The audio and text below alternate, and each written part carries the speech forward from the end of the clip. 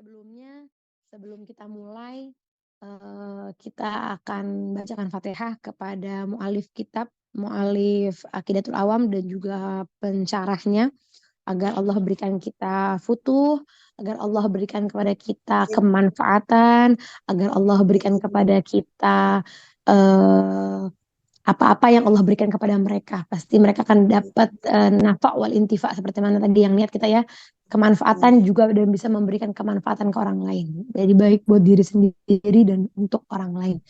Al-Fatihah khususan Al-Imam Al-Alama Sayyid Ahmad Al-Marzuqi Al-Maliki Al-Makki wal Sayyid Muhammad bin Alwi bin Abbas Al-Maliki Al-Makki. Anna Allah yaftah alaina futuhal arifin wa yufaqihna fid din wa yu'allimuna ta'wil وينفعنا ببركتهم وأسرارهم وأنوارهم وعلومهم ونفعاتهم في الدين والدنيا والآخرة وإلى حضرة النبي محمد صلى الله عليه وسلم. الفاتحة. أعوذ بالله من الشيطان الرجيم. بسم الله الرحمن الرحيم. الحمد لله رب العالمين الرحمن الرحيم مالك يوم الدين إياك نعبد وإياك نستعين اهدنا الصراط المستقيم صراط الذين أنعمت عليهم غير المغضوب عليهم ولا الضالين آمين. Amin. Sebelum saya mulai, insya Allah bisa ditegur saya jika terlalu cepat menjelaskannya, karena saya tahu diri saya ini kalau ngomong cepat gitu ya.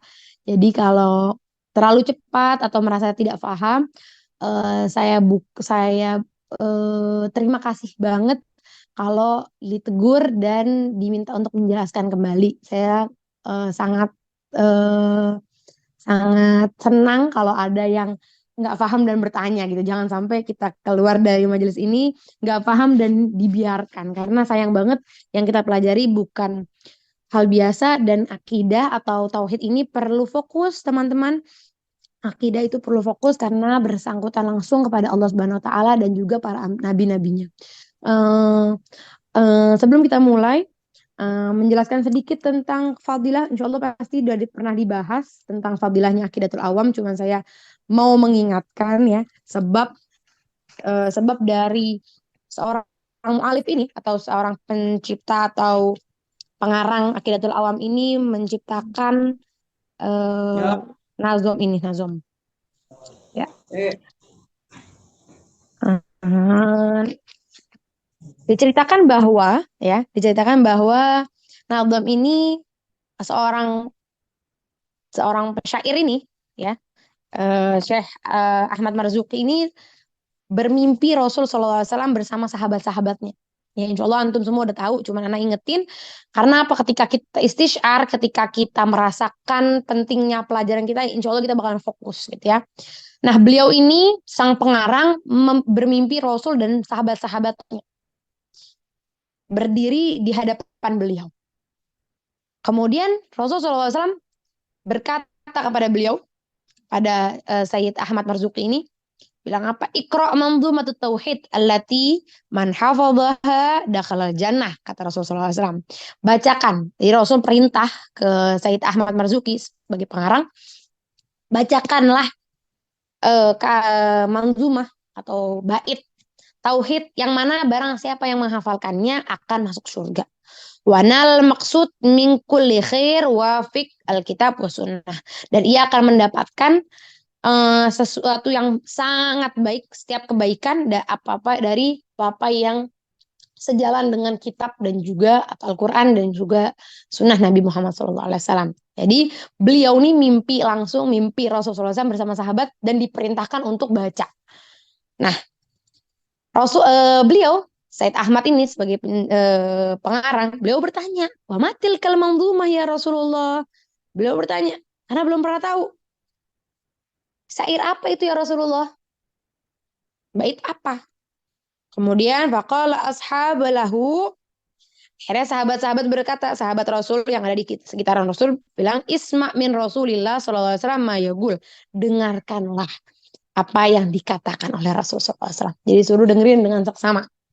Faqala Rasulullah sallallahu alaihi wasallam, "Qul abda'u bismillahirrahmanirrahim." Sampai Rasul bacakan faqala abda' bismillahirrahmanirrahim ila akhir wa huwa yaqul wa suhuful khalili wal kalimi fiha kalamul hakamil alimi. Rasul bacakan dari abda'u bismillah sampai bait yang wasuhuful khalil, hampir terakhir. Dibaca terus sama Rasul. Wa Rasul sallallahu alaihi wasallam yasmau. Akhirnya sama Rasul suruh bacakan, akhirnya dibacakan sama Rasul dan dia mengulangi. Subhanallah, Said Ahmad ini bisa mengulangi langsung.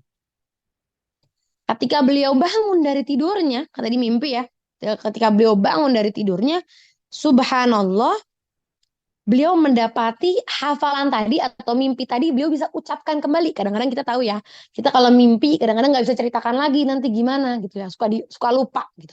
Subhanallah, karena ini ru'yatul sodik gitu ya, mimpi yang benar.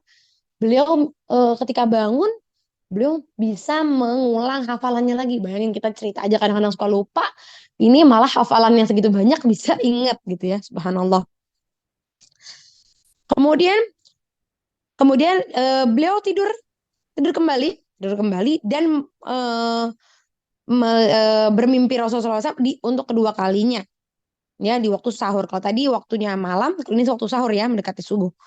Kemudian Rasul bilang sama beliau, Rasul bilang, Iqra' ma jama'tahu fi qalbik. Bacakan kembali apa yang telah kamu hafalkan. Dan beliau bacakan sampai akhir tadi ya, sampai wasuhuful khalil di hadapan Rasulullah SAW. Dan sahabat ketika beliau Said Ahmad ini membacakan, sahabat setiap baitnya mengucapkan amin, amin. Akhirnya selesai ini semua, jadi beliau dapatkan langsung manzumah ini yang kita pelajari ini langsung dari Rasulullah SAW. Jadi Rasul sendiri yang mengajarkan. Ya, Rasul sendiri yang mengajarkan dari Abda'u Bismillah sampai Wasuhuful Khalil. Kemudian Ustazah, yang sisanya misalnya gitu ya, gimana? Tuh, akan pasti bertanya seperti itu. Nah, ketika beliau sampaikan atau beliau ajarkan, Syed Ahmad ini mengajarkan kembali apa yang beliau hafalkan. Nah, beliau tambahkan Abda'u Bismillah sampai Wasuhuful Khalil, beliau tambahkan wa kullu man atabi rasulu haqquhu taslimu wal qabulu. Ditambahkan dari wa kullu man atas sampai akhir kitab itu beliau yang menambahkan. Di situ setelah itu emang pembahasannya tentang Rasul, hijrah, Madinah, anak-anak Rasul, istri-istri Rasul, paman dan sampai akhir insya Allah yang kita akan pelajari. Dan bermanfaat ya. Apa nih muqaddimah dari sebab diciptakannya atau dikumpulkannya kitab Aqidatul Awam. Nah, sebegitu hebat Aqidatul Awam ini sampai ternyata Aqidatul Awam ini diambil langsung dari Rasulullah SAW dan Rasul bersabda, barang siapa yang menghafalkannya maka akan masuk surga ya. Ini bukan perkataannya pengarang, apalagi perkataan saya. Ini perkataan langsung dari Rasul, persabdaan langsung dari Rasul Shallallahu Alaihi Wasallam. Masuk ke pelajaran kita, insya Allah. Kemarin mungkin udah dibahas sama Ustazah Yustiana tentang sifat wajib bagi Allah. Ya, kita insya Allah tahu ya ada 20 dari wujud, kita bakal sampai akhir. Dan kita sekarang akan masuk ke sifat jaiznya Allah SWT. Ya, yang mana nadhamnya adalah wajaizun bifadlihi wa adlihi. Tarkul likulli mumkinin kafi'lihi. Insya Allah yang kita pelajari hari ini adalah sifat jaiz bagi Allah. Kalau yang kemarin kita pelajari mungkin sama Ustazah Yustiana ada sifat wajib yang melekat kepada Allah Subhanahu wa taala.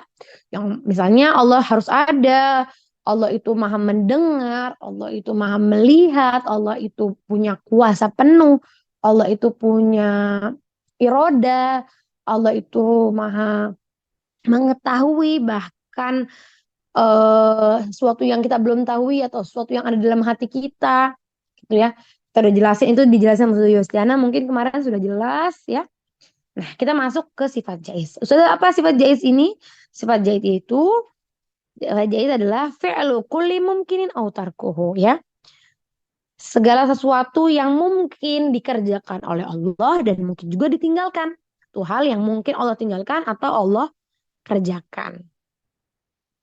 Wajaizun fi haqqihi wajaizun bifadlihi wa adlihi. Tarkul likulli mumkinin kafi'lihi. Tadi saya udah jelasin apa itu sifat, apa itu jaiz. Jaiz adalah satu pekerjaan, satu pekerjaan yang mungkin Allah kerjakan atau tidak Allah kerjakan, Allah tinggal. Ya, kita sebagai mukallaf atau orang muslim harus meyakini bahwa sifat ini adalah sifatnya Allah. Seperti misalnya, ya, sifat jaiz ini seperti apa? Allah boleh menciptakan siapapun yang Allah mau dan Allah boleh juga tidak menciptakan. Ya, misalnya Allah menciptakan Fatimah, boleh juga Allah tidak menciptakan Fatimah. Oh, Allah juga boleh menghadirkan hujan, boleh juga Allah tidak menghadirkan hujan. Misalnya, kita tahu Bogor adalah kota hujan ya, biasa dibilang kota hujan. Misalnya waktu Allah mau bikin Bogor seminggu nggak hujan, boleh nggak? Boleh. Itu adalah sifat jaiz yang boleh-boleh saja Allah kerjakan. Ya, Allah menciptakan karena semua kita tahu bahwa kemarin kita pelajari semua kehendak pure di tangan Allah Subhanahu wa taala. Jadi nggak ada paksaan sama sekali dan ini boleh. Dan satu lagi, kalau ini adalah sifat jaiz, tapi tetap ya sifat jaiz ini tidak bertentangan dengan sifat wajib, ya. Misalnya, berarti boleh dong Allah punya ibu kan jaiz loh, nggak gitu kan, kita tahu kemarin kalau Allah itu apa namanya, Allah itu wahid, misalnya Allah itu ahad, Allah itu tunggal, ya kan, berarti nggak mungkin ada Tuhan ayah, Tuhan bapak, Tuhan ibu gitu dong, ya kan. Tapi tetap jadi jaiz ini tidak boleh bertentangan atau tidak boleh bertentangan dengan sifat wajib gitu ya. Jadi sifat yang mungkin Allah kerjakan atau mungkin juga Allah tinggalkan. Kayak tadi contoh yang paling gampang. Mungkin Allah kasih saya kurus, mungkin juga Allah kasih saya gemuk. Allah mungkin kasih saya kecerdasan, mungkin juga Allah kasih saya, naudzubillah, kebodohan misalnya. Mungkin Allah kasih, Allah mau ciptain fulanah, tapi Allah nggak ciptain fulanah. Itu ya, jelas ya insya Allah. Nah, ini adalah sifat jaiznya Allah. Wa jaizun bifadlihi wa adlihi. Dan sifat jaiz ini itu dipenuhi dengan fadlnya Allah atau karunia-Nya Allah, wa adlihi, dan keadilannya Allah. Jadi sifat jaiz tapi tetap adil. Ya, karena kita tahu Allah itu sifatnya adil. Tarkul likulli mumkinin kafi'lihi. Meninggalkan siapa yang mungkin atau mengerjakan. Jelas ya? Warabbuka, kalau dalam firman-firmannya Allah, warabbuka yakhluqu ma yasha wa yakhtar. Sini surat Qasas, Allah itu dan Tuhanmu menciptakan apa-apa yang diinginkan dan memilihnya. Jadi Allah boleh milih, Allah boleh menciptakan sesukanya. Maka lahum al khiyarah, dan tidaklah, nggak ada bagi Allah tuh paksaan, ya. Jadi pure kalau sifat jaiz ini, kalau kita tahu sifat wajib itu melekat langsung sama Allah, yang harus Allah pasti kerjakan gitu ya. Kalau sifat jaiz, kata di sifat wajib, kalau sifat jaiz itu sifat yang boleh Allah kerjakan dan boleh juga Allah tinggalkan. Insya Allah jelas nih sampai sini, ya. Misalnya Allah memberi, Allah mau mencegah. Allah kasih fulana kaya, tapi Allah kasih fulana yang lain lagi, si B, Allah kasih miskin. Tapi tetap ya, semua itu ada hikmahnya. Nah, dari sini, dari sifat jaiz ini, kita bisa ambil hikmah yang sangat besar. Apa hikmahnya yang bisa kita ambil dari sifat jaiz?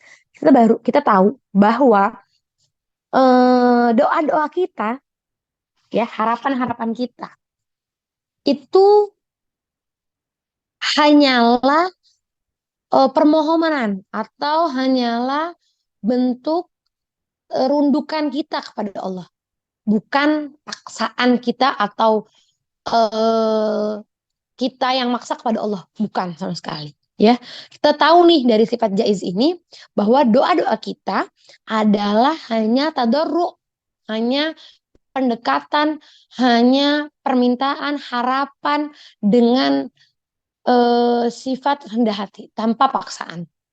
Ya, jadi kalau misalnya kita minta sama Allah dan belum dikabulkan, maka kita harus tahu bahwa ini adalah yang terbaik karena belum tentu yang baik menurut kita baik menurut Allah. Paham ya? Oh, mungkin kita doa nih. Berarti kan nggak semua doa kita tuh wajib diijabah sama Allah. Ya, sifat apa, doa-doa yang kita haturkan kepada Allah ini belum tentu nggak wajib dijabah sama Allah. Tapi mungkin dijadikan penghapus dosa, mungkin ditambahkan amal ibadah kita, ya. Mungkin kita minta, ya Allah pengen mercy misalnya gitu. Menurut Allah nih enggak. Kalau kamu pakai mercy, mungkin kamu bakal sombong gitu ya. Karena Allah yang pasti yang tahu.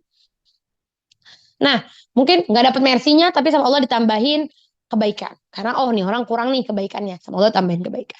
Atau mungkin alhamdulillah baik dia, tapi banyak sayiatnya, banyak dosanya yang perlu dihapus. Maka doa ini yang berbentuk ibadah buat menghapus dosa-dosanya. Ya, jadi hikmah dari sifat jais yang kita bisa ambil bahwa doa-doa kita hanyalah permintaan, hanyalah bentuk harapan kita kepada Allah, ya, bentuk penghambaan kita kepada Allah, bukan bentuk kewajiban Allah mengkabulkannya, ya, karena Allah memiliki sifat jais yang mana boleh Allah kasih, boleh Allah nggak kasih, ya, karena Allah adalah Tuhan kita. Jadi bukan sesuatu yang wajib. Kenapa nih Allah nggak ngasih saya? Loh, kalau kamu adalah orang yang beriman, kamu adalah orang yang belajar, kamu tahu bahwa Allah itu punya sifat jais yang boleh memberi, boleh juga tidak memberi.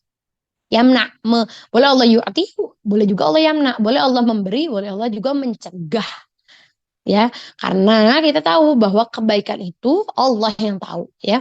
Kadang kita pikir itu sesuatu yang baik tapi tidak baik menurut Allah, ya. Mungkin kita anggap itu sesuatu yang jelek buat kita tapi ternyata wah ternyata banyak hikmahnya di dalamnya gitu, ya.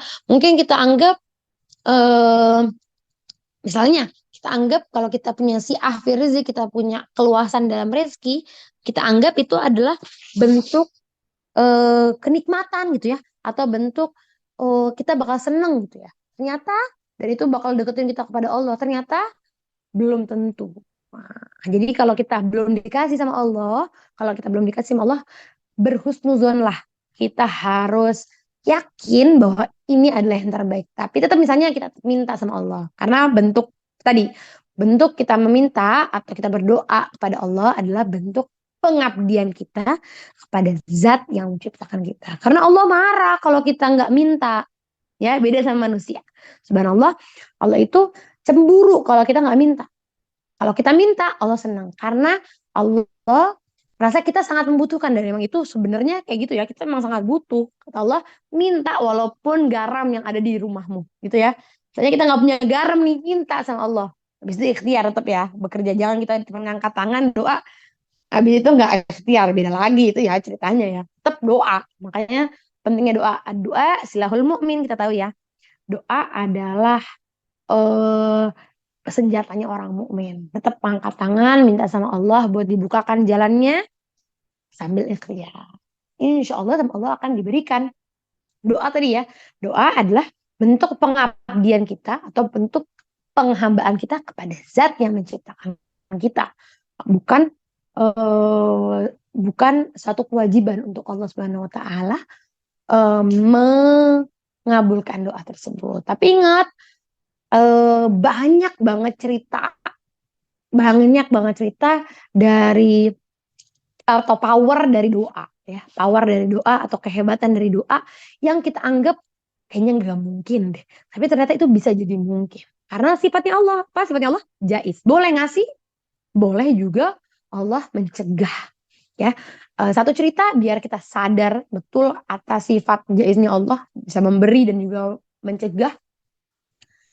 Pada zamannya Nabi Allah Musa alaihi salam, ada seorang wanita datang ke Nabi Allah Musa, eh, berharap minta doa gitu ya sama Nabi Allah Musa untuk disampaikan kepada Allah karena dia udah nikah lama tapi belum punya momongan. Seorang perempuan ini datang ke Nabi Allah Musa berharap Nabi Allah Musa menyampaikan permintaannya ini kepada Allah. Karena kita tahu ya Nabi Allah Musa itu punya mujizat, bisa berkomunikasi langsung sama Allah Subhanahu wa taala. Ibu tadi ya, seorang perempuan ini tadi ngomong ke Nabi Allah Musa, minta. Kemudian sama Nabi Allah Musa, ya saya akan sampaikan. Kata Nabi Allah Musa. Ketika Nabi Allah Musa sampaikan kepada Allah Subhanahu Wa Taala, Allah berkata kepada Nabi Allah Musa bahwa wanita tadi telah ditetapkan sebagai wanita yang mandul atau wanita yang tidak memiliki anak. Jadi udah ketetapannya atau udah takdirnya dia nggak akan punya anak. Ya. Kemudian Nabi Allah Musa kembali dan menjawab atau memberikan jawabannya Allah kepada perempuan tadi. Sedih betul perempuan ini mendapatkan jawaban ya. Ya siapa perempuan yang nggak sedih ya ketika dapat kabar kalau dirinya ditakdirkan sebagai wanita yang tidak mempunyai keturunan. Kembalilah dia kembali dengan keadaan yang sedih, betul-betul sedih. Tapi ingat, titik baliknya dia ketika dia sedih bukan malah mendustakan Allah, tapi dia tetap sujud, berharap karena dia tahu Allah hanya Allah yang dapat memberikan. Terus dia berdoa. Satu udah lama lama banget, udah lama dari peristiwa itu. Nabi Allah Musa melihat perempuan tadi, perempuan yang zaman waktu itu eh, minta Nabi Allah Musa untuk sampaikan kepada Allah dalam keadaan perempuan tadi menggendong seorang bayi. Karena penasarannya Nabi Musa bertanya, wahai perempuan, ini anak siapa? Apakah ini keponakanmu? Karena Nabi Allah Musa tahu kan, dengar langsung dari Allah bahwa perempuan ini adalah perempuan yang mandul. Akhirnya perempuan ini bilang, bukan. Nabi Allah Musa ini adalah anakku. Kaget Nabi Allah Musa, kaget betul-betul kaget. Karena nggak mungkin dong Allah bohong, ya. Nggak mungkin dong Allah bohong. Pasti omongannya Allah ya firmannya Allah atau ketetapannya Allah itu benar. Yang ada kemungkinan berbohong wanita ini. Ya. Nabi Musa kaget betul-betul kaget atas jawaban perempuan ini. Nabi Allah Musa bertanya kembali kepada Allah. Ya Allah, aku melihat wanita diceritakan sama Nabi Musa. Kata Allah, betul. Itu adalah anaknya. Kaget Nabi Allah Musa. Bukankah perempuan itu adalah perempuan yang engkau telah tetapkan sebagai wanita yang mandul, wanita yang akhir, wanita yang tidak mempunyai anak? Kata Allah, betul. Ia adalah wanita yang telah kutetapkan sebagai wanita yang tidak memiliki anak. Tapi setiap malam ia mengetuk pintuku. Setiap malam, bayangin. Setiap malam ia mengetuk pintuku. Mengadahkan tangannya. Dan hanya berharap kepadaku. Dan aku adalah Ar-Rahman. Dan aku adalah Ar-Rahim. Aku adalah Maha Pengasih. Maha Penyayang. Al-Karim. Aku adalah Maha Pemberi. Aku malu ketika ia mengadahkan tangan dan aku membiarkan dia kembali tanpa aku memberikan apa-apa. Subhanallah. Jadi sama Allah, karena dia terus mengetuk pintunya Allah, karena dia terus berharap hanya kepada Allah, dan dia kembalinya dia ketika dia sedih hanya sujud dan meminta kepada Allah karena dia tahu pemberi hanyalah Allah, pemberi hanyalah Allah, yang akan memberikan atau mencegah hanyalah Allah, kemungkinan itu akan bisa dirubah atau takdir pun bisa Allah rubah dengan doa-doanya dia. Karena kita tahu ya Allah Subhanahu wa taala itu sangat malu ketika hambanya angkat tangan dan Allah biarkan dia kembali dalam keadaan tidak ada apapun.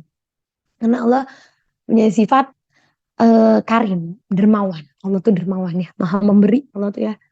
Jadi ternyata Allah karena dia terus ketuk pintunya Allah berikan dia keturunan. Subhanallah. Tadi ya, dari sifat ini kita tahu jaiz, dari sifatnya Allah jaiz ini sifat yang mana Allah itu bisa memberi, atau Allah itu bisa mengerjakan sesuatu yang mungkin atau meninggalkannya atau tidak mengerjakannya. Banyak banget nih kemungkinan kayak apa namanya hal-hal yang mungkin Allah kerjakan dan mungkin juga Allah tinggalkan. Insya Allah sampai sini jelas ya. Jadi kita bisa tahu nih hikmah dari sifat jaiz ini, bahwa sifat jaiz ini atau doa-doa kita ini hanyalah bentuk pengabdian kita, bentuk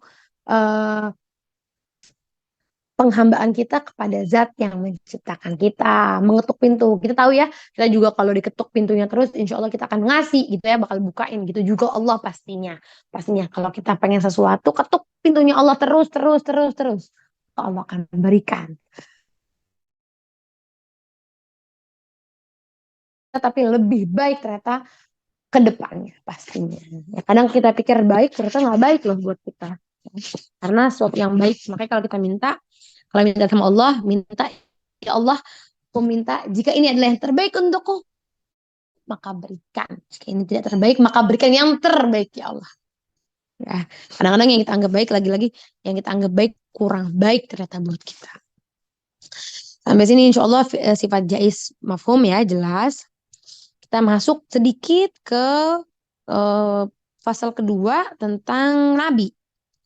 Ya, sifat wajib. Kalau kemarin dijelasin tentang sifat wajibnya Allah dan saya jelasin tentang sifat jaiznya Allah. Nah, ini kita bakal jelasin tentang sifat wajibnya Rasul, Nabi, dan sifat jaiznya Nabi. Arsala anbiya dawil fatonah. Ya. Arsala anbiya dawil fatonah. Bisidki wa tablighi wal amanah.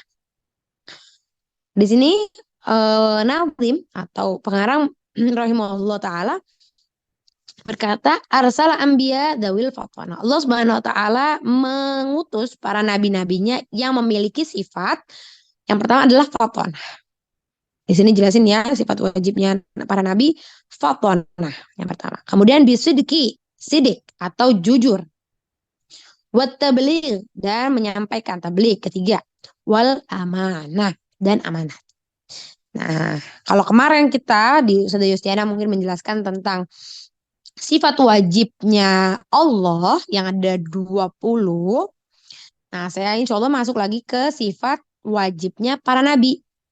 Yang mana sifat wajibnya para nabi ini hanya ada 4. Ya, katanya arsala anbiya dawil fatana. Allah mengutus para nabinya dengan 4 sifat. Yaitu apa? Fatonah. Yang pertama adalah fatonah. Yaitu kecerdasan. Ya, fatonah, kesempurnaan cerdas ya. Kamaludaka. Kalau ada orang cerdas, nabi itu punya kesempurnaan kecerdasan. Ya. Jadi tajamnya pemikiran, tajamnya kecerdasan itu hanya dimiliki oleh para nabi. Makanya nabi itu dipilih oleh Allah Subhanahu wa taala. Mereka itu punya kecerdasan. Kamaludzaka wahadul aql fil ilzamul khusum fil muhajah. Kenapa mereka memiliki sifat fatona dan harus memiliki sifat fatona ya. Jadi kalau ada nabi yang memiliki sifat naudzubillah baladah atau bodoh itu nggak mungkin nabi, nggak mungkin jadi nabi karena nabi itu pilihan dan harus memiliki sifat kecerdasan.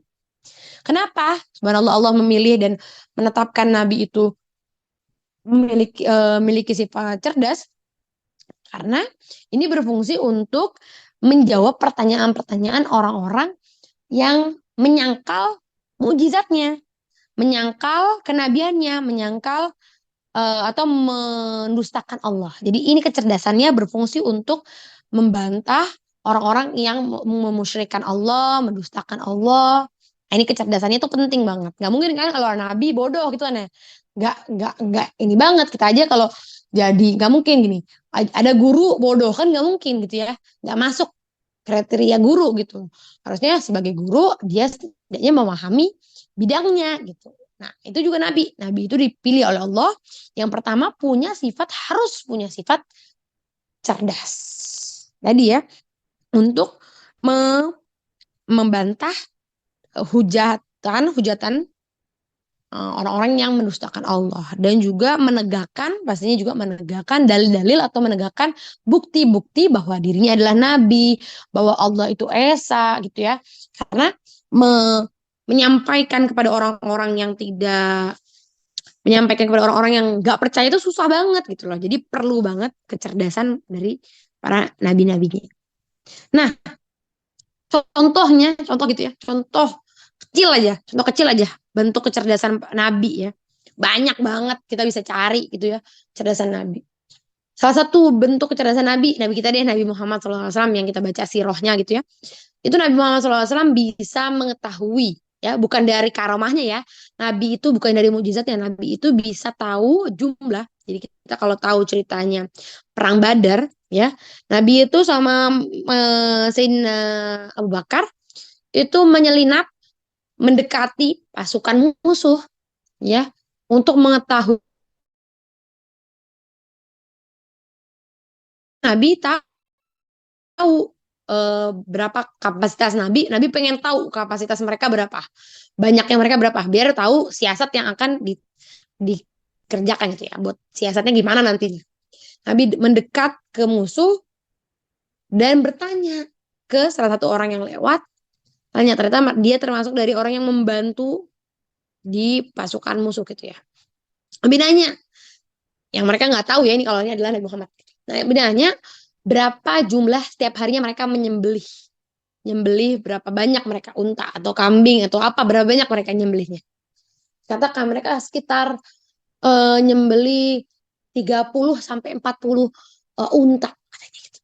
Wah, ketika Nabi udah tahu itu 30 sampai 40 unta, Nabi langsung tahu berarti mereka kisaran 1.000 orang.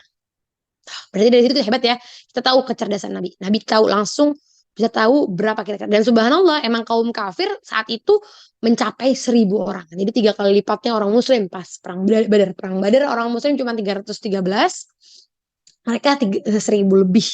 Nah dari situ kita tahu ya kecerdasan Nabi. Cuman lagi Nabi bisa mengalahkan Nabi Ibrahim. Kita tahu ya Nabi Ibrahim dibantah sama raja. Kita tahu ya raja yang ada pada zamannya Nabi Ibrahim yaitu eh, raja yang ada pada zamannya Nabi Ibrahim. Dia bilang kalau Allah bilang bisa menghidupkan dan bisa mematikan, saya juga bisa menghidupkan dan mematikan. Katanya raja pada zamannya Nabi Ibrahim nih. Kemudian dia menjelaskan nih, si raja tadi menunjukkan kalau dia bisa menghidupkan dan mematikan dengan cara apa? Dia bunuh orang satu, dia hidupkan orang satu. Maksudnya dia bunuh orang dan dia membiarkan satu orang. Saking bodohnya ini ya. Raja pada zamannya Nabi Ibrahim ini.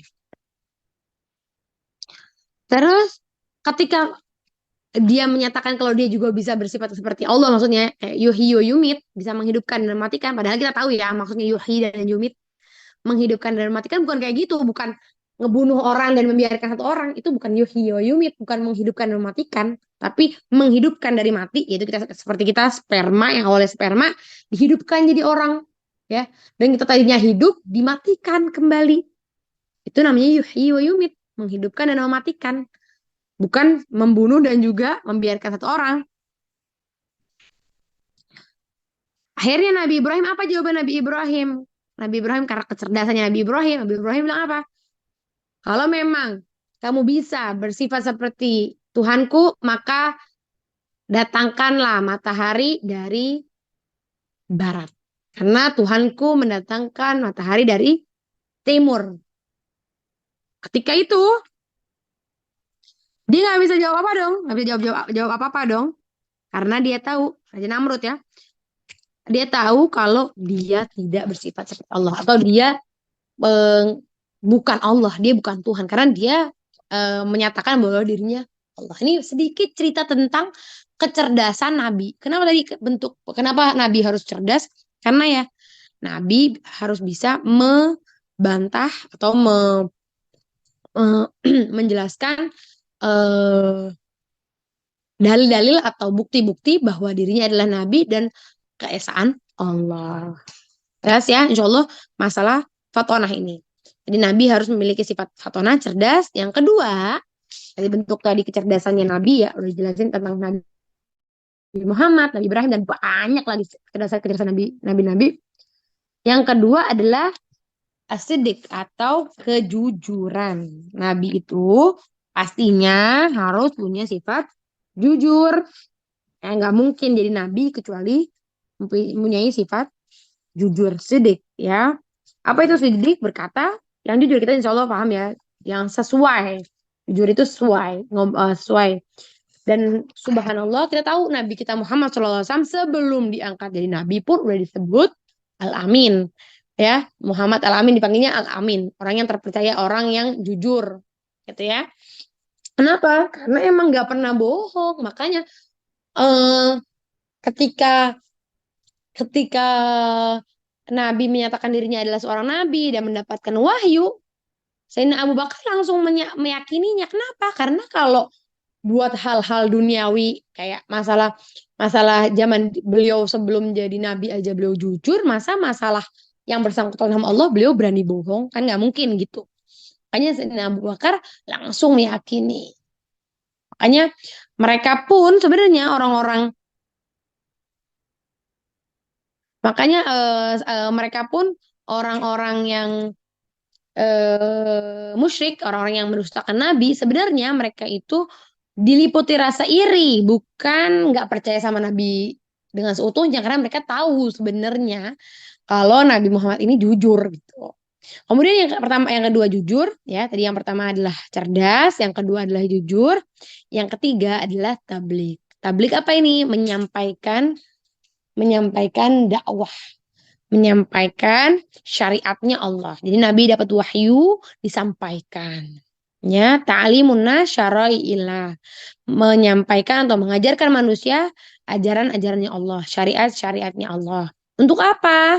Untuk menunjukkan kepada kebahagiaan di dunia sampai di akhirat. Karena ketika kita berjalan di syariatnya Allah, kita berjalan di pondasi Al-Quran dan Sunnah, Al-Quran dan sunnahnya Rasul SAW, maka akan kita pasti bahagia baik di dunia sampai di akhirat. Nah ini Nabi, baik Nabi Muhammad atau Nabi-Nabi yang lain, ya Nabi dan Rasul, ya Nabi dan Rasul itu menyampaikan, mereka punya sifat harus menyampaikan apa-apa yang mereka dapatkan. Jadi semua mereka pasti sampaikan. Gak mungkin ada yang mereka tutup-tutupi. Ya, contoh kecil.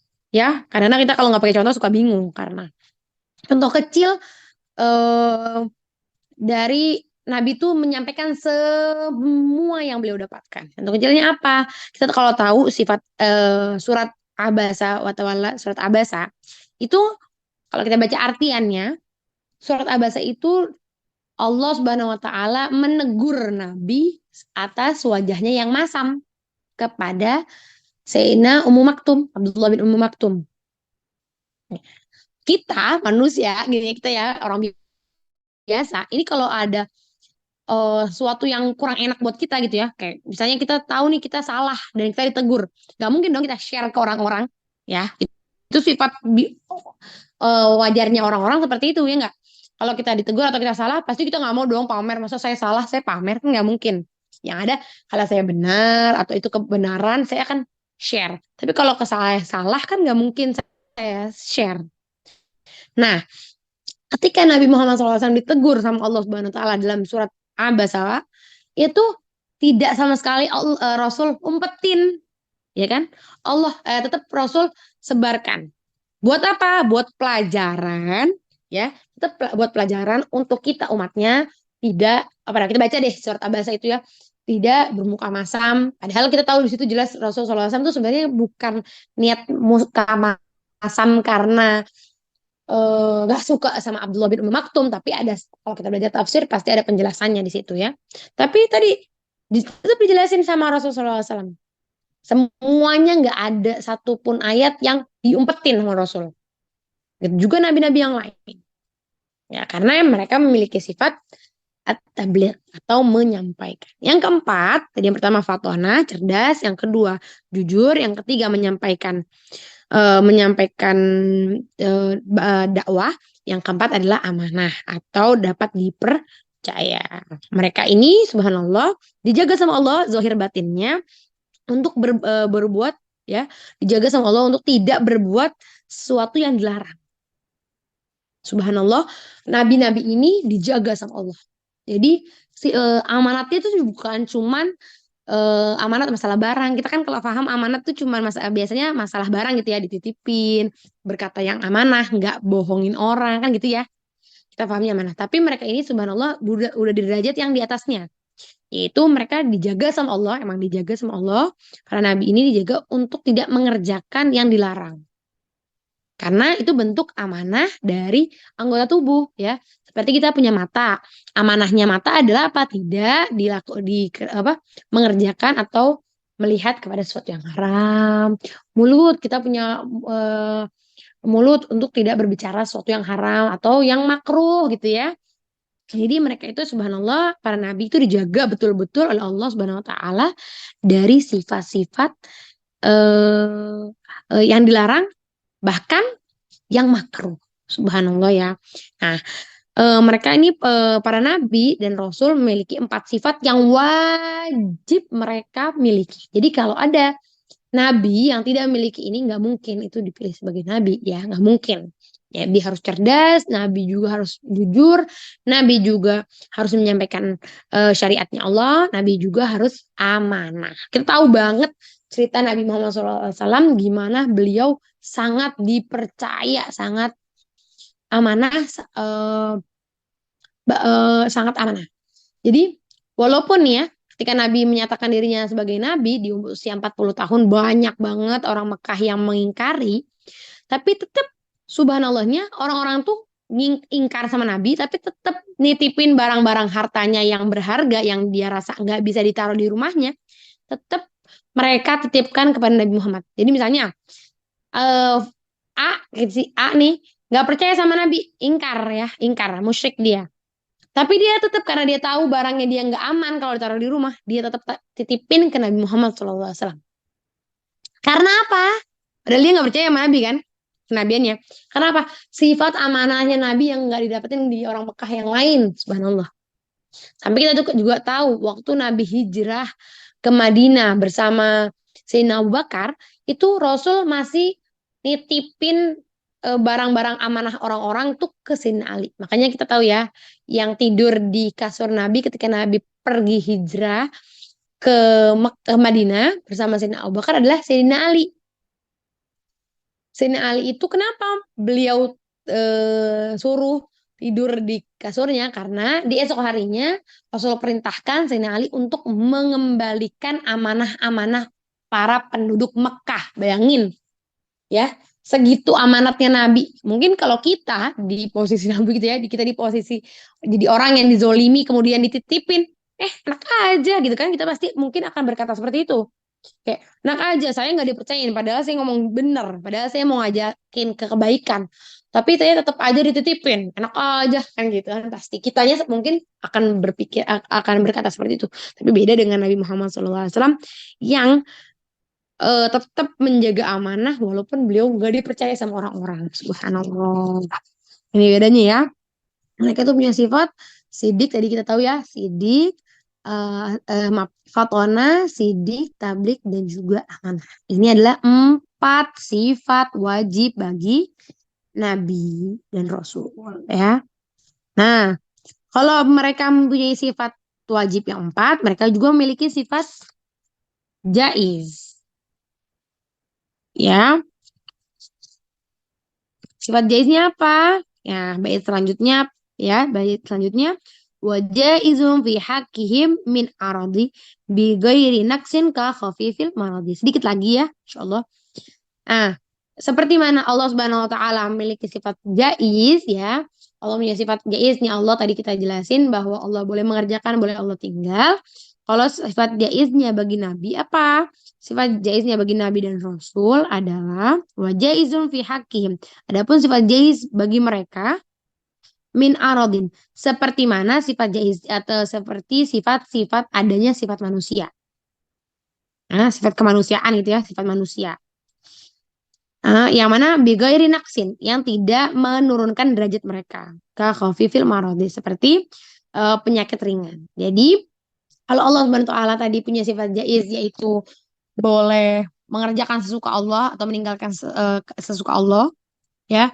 Kalau sifat jaiz bagi Nabi dan Rasul adalah sifat basyariah, seperti apa? Nah, Nabi dan Rasul kan juga manusia. Seperti apa? Nabi dan Rasul juga boleh atau mungkin saja pergi ke pasar. Kan manusia pergi ke pasar kan? Minum, makan, menjual, membeli. Itu boleh. Jadi bukan berarti jadi nabi abis itu nggak jualan. Boleh. Ya, boleh ke pasar. Kita tahu Nabi Muhammad SAW ke pasar, menikah, boleh. Ya, hidup, mati, itu mungkin bagi Nabi dan Rasul. Sakit, ya. Hmm, ah. Nah, tapi boleh kita bisa tidur misalnya ya. Nah, kan katanya tadi sifat yang berkaitan sama manusia. Tapi bisa kita garis bawahi bahwa sifat-sifat ini tadi kan di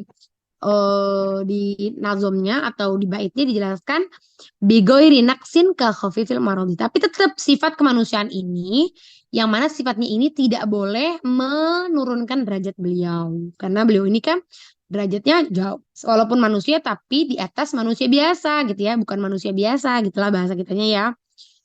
Nah, misalnya maksudnya gimana Ustazah sifat yang menurunkan atau menjadi seperti nggak pantas buat Nabi seperti apa? Misalnya Nabi dikatakan nabinya kusta, itu nggak pantas. Karena dibilang ka khofifil maradi seperti sakit-sakit yang ringan. Karena kusta itu kan penyakit yang orang bakal lari akan apa ya? Ada timbul jijik gitu ya. Ada aduh gitu kan pasti. Nah, padahal Nabi itu nggak boleh kayak gitu. Gak mungkin. Jadi kalau ada cerita Nabi kayak gitu tuh nggak ada. Nah, Anda jelasin sedikit ya. Atau Nabi belang, itu nggak ada ceritanya. Nabi buta, Nabi tuli, itu nggak ada. Jadi Nabi punya sifat manusia seperti manusia biasa, tapi tanpa menurunkan derajat beliau, gitu ya. Kalau kita dengar nabinya buta, nah itu kan berarti kan ada kekurangan. Nah, nggak kayak gitu. Nabinya tuli, nggak mungkin. Nabinya misalnya dibilang nabinya apa namanya bisu, tidak juga. Nabinya pincang, enggak. Nah, kita itu tuh sesuatu yang mustahil. Kalau yang kayak tadi yang saya jelasin, sebutkan itu semua mustahil, nggak mungkin. Tapi Ustazah, saya pernah dengar misalnya gitu ya. Saya pernah dengar bahwa Nabi Yakub gitu ya. Saya pernah dengar ya Nabi Yakub ayah Nabi Yusuf itu buta Ustazah gara-gara karena rindunya karena nangis terus sama Nabi Yusuf sampai buta. Nah, kita bisa jelasin ya. Adapun di sini di kitab saya baca wa Yaqub alaihi salam innama hasrat lahu ghisyawah wa zalat wa kana ma qila inna dud yakhruju gitu juga. Nah, adapun ceritanya Nabi Yakub yang mana dibilang Nabi Yakub itu buta, itu tidak seperti itu. Itu cerita Yahudiyah, cerita yang disebarkan oleh orang-orang Yahudi yang mana melenceng jauh gitu ya. Yang sebenarnya adalah karena nggak mungkin. Yang sebenarnya adalah Nabi Yakub karena sedihnya Nabi Yakub itu sampai ada selaput yang menutupi emang bener burem. Jadi bukan buta karena kalau buta itu apa namanya turun derajatnya nggak mungkin.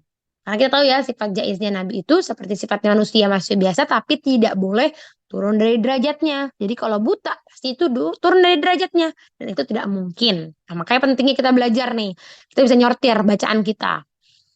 Nah, karena banyak banget itu di mana di buku-buku cerita pasti ceritanya Nabi Yakub buta karena kesedihannya atas kehilangan anaknya itu Nabi Yusuf. Nah, itu tidak benar. Adapun hanya ada selaput yang bikin burem gitu ya bahasa kita bikin menutupi penglihatannya. Dan itu hilang saya dengar ceritanya begitu kembali buah hatinya, kecintaannya yaitu Nabi Yusuf kembali normal. Jadi tetap bisa lihat, cuman emang tertutup selaput gitu. Saya juga dengar misalnya cerita Nabiullah Ayub. Ya, Nabiullah Ayub yang mana dibilang Nabi Ayub ini punya penyakit kulit yang mana sampai keluar dari eh, sampai ada seperti apa ya kita bilang eh, luka-luka gitu yang keluar sampai ada keluar uletnya. Ya kita sering pasti pernah baca deh kayak gitu kalau kita cerita-cerita Nabi pasti suka dengar deh Nabi Ayub yang diceritakan Nabi Ayub ini saking sabarnya beliau itu sakit kulit yang mana dari kulitnya ini ada luka-luka yang keluar di situ ulat. Nah ini adalah semua cerita bohong karena nggak mungkin kalau emang sampai seperti itu pasti orang tuh bakal lari dari Nabi ya kan. Nah sedangkan nggak boleh tuh apa Nabi itu punya sesuatu yang bisa lari.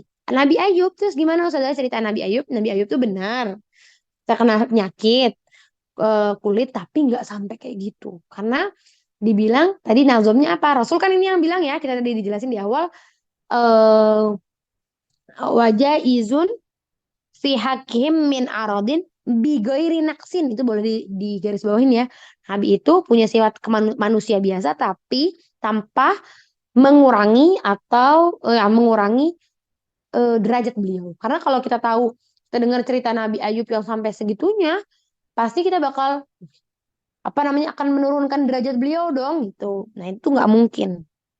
Bigoiri naksin seperti kahofifil marodi seperti sakit-sakit biasa.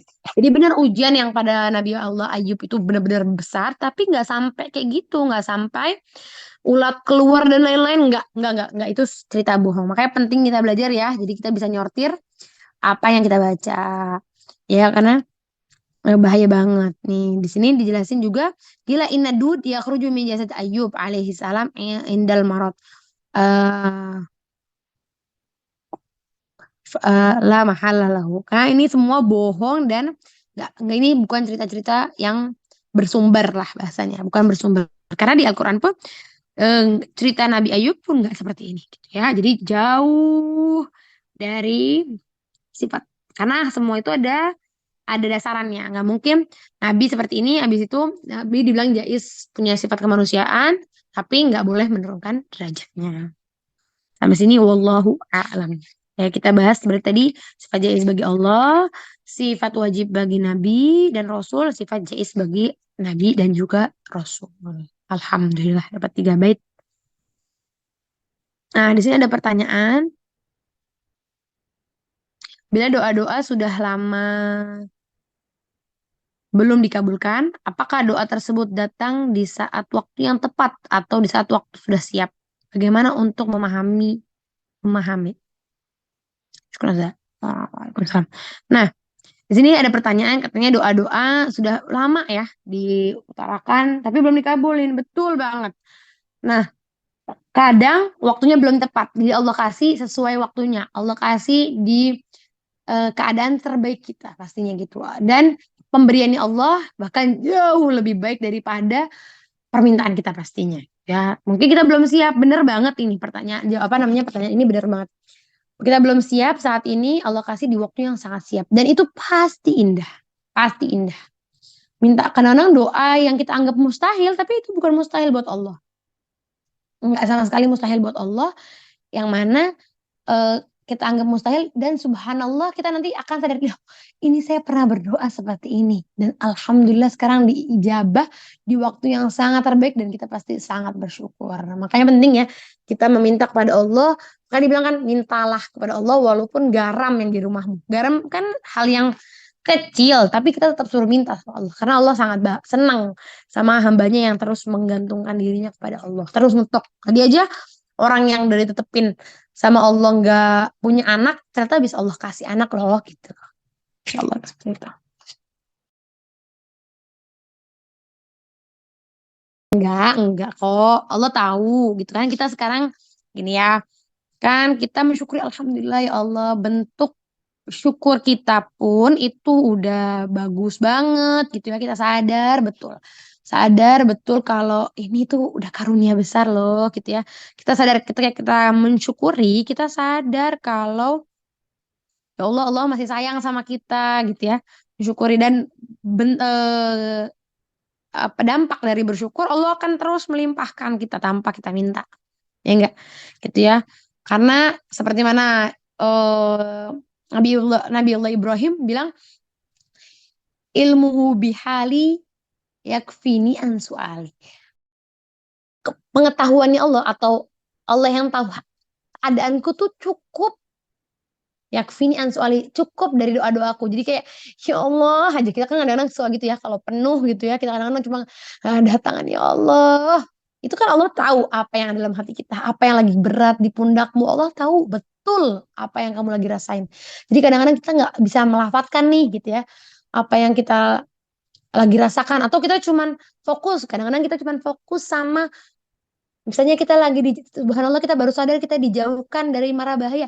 Alhamdulillah ya Allah. Sampai nggak sempet nggak atau lupa dari minta sama Allah. Ya, nggak apa-apa. Bentuk syukurmu juga udah bentuk kamu tetap mengingat ke Allah. Bentuk doa tadi tuh, doa-doa tadi kan bentuk syukur. Doa itu kan bisa diisi dengan syukur. Bentuk dari minta dari jauhin kejelekan, minta kebaikan. Tapi kita biasanya manusia, isinya biasanya tuh penuh dengan permintaan ya Allah pengen ini, pengen itu, pengen ini, pengen itu gitu ya.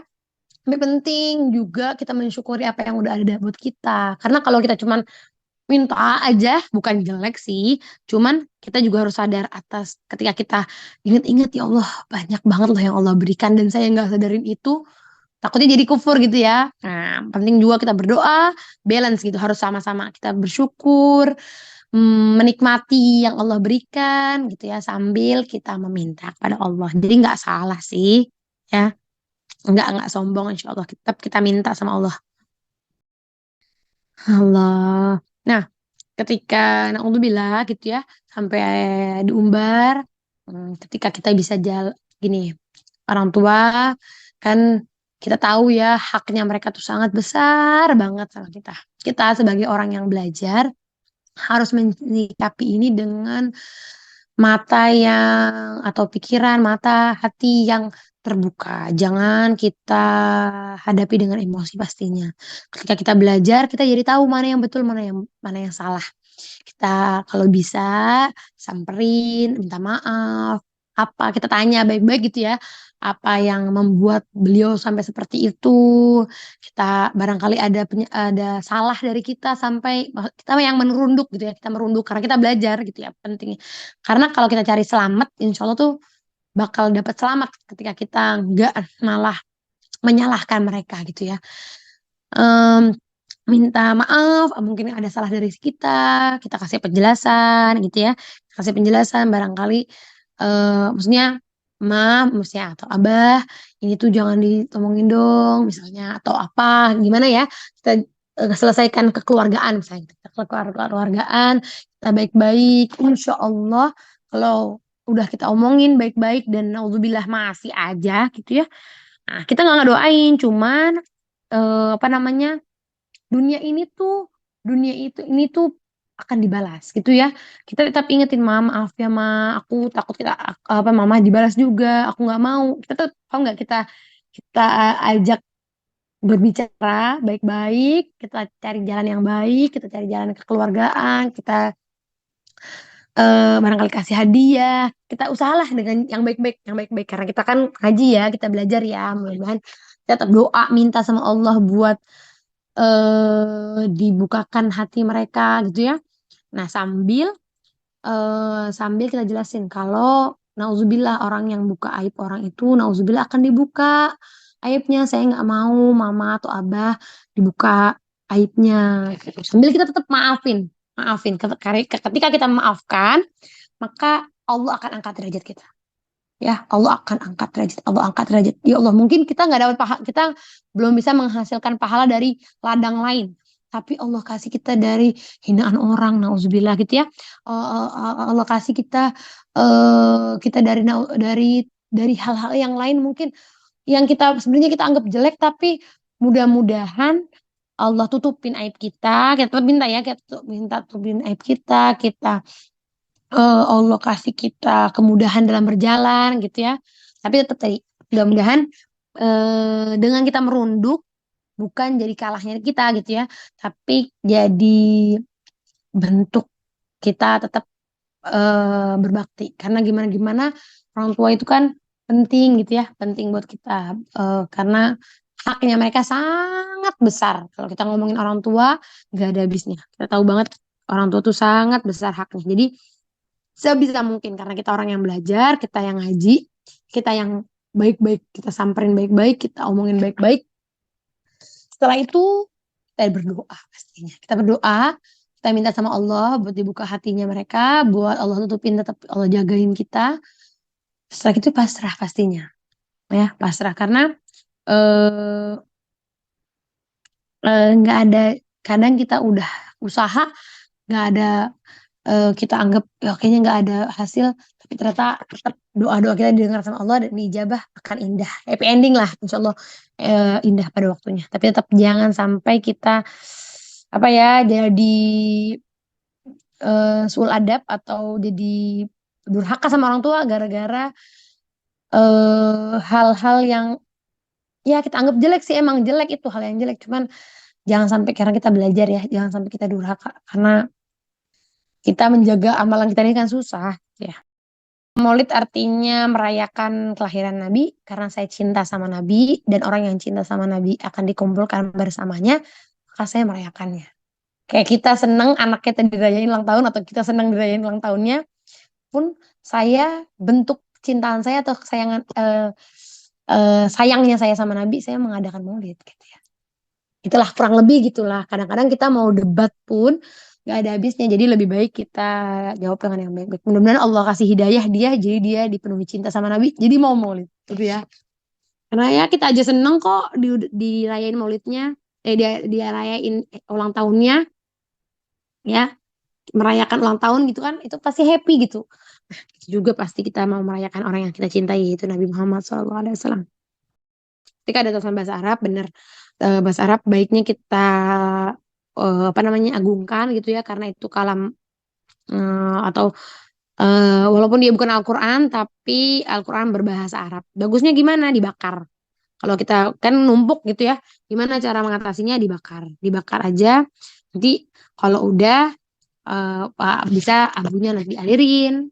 Apa-apa. Yang penting udah dibakar sampai udah nggak berbentuk. Jadi udah abu gitu ya, udah nggak berbentuk tulisan. Itu juga misalnya ada Al-Quran, misalnya Al-Quran copot atau kitab copot. Udah nggak bisa dong diapa-apain kan? Udah nggak bisa diapa-apain misalnya daripada berauran kemana-mana, gimana? Ya udah dibakar atau ada juga yang ngajarin dihancurin pakai air. Kadang kita kalau Al-Quran mau dibakar kayak gitu ya, sakit gitu ya. Nah, dihancurin pakai air. Itu lebih lebih ini ya sampai tidak berbentuk lagi lafadznya. Boleh.